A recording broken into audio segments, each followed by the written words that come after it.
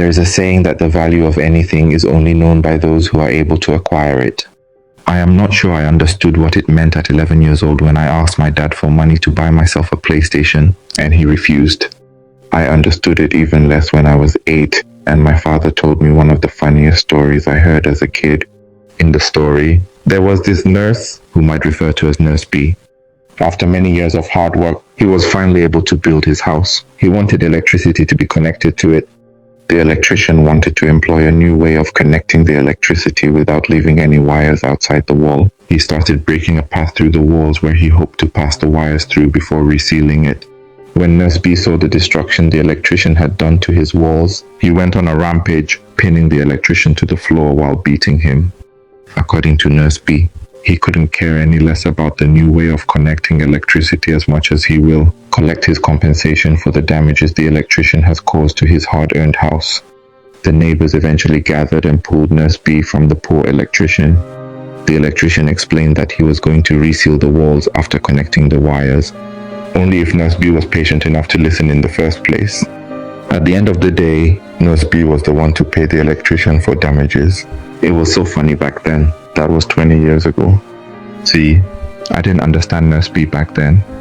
However, I could finally relate during the first few months of my wife's pregnancy. She was going through a difficult time where she sometimes couldn't explain what was wrong with her.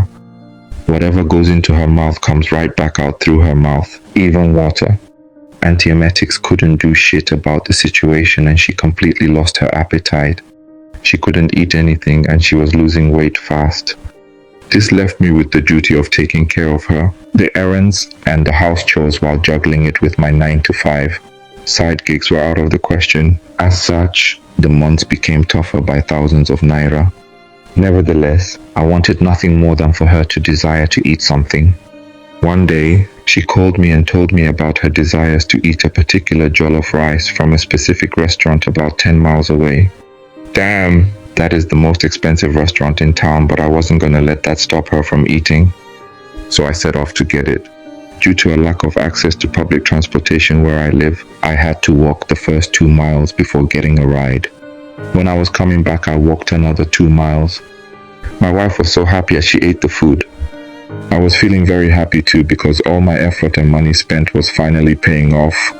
Then she vomited everything. Yikes. I couldn't help but watch all my efforts go to waste. The heartbreak can't be described. So, to Nurse B, I'd like to tender my apologies for all those years I spent laughing at you. I know better now.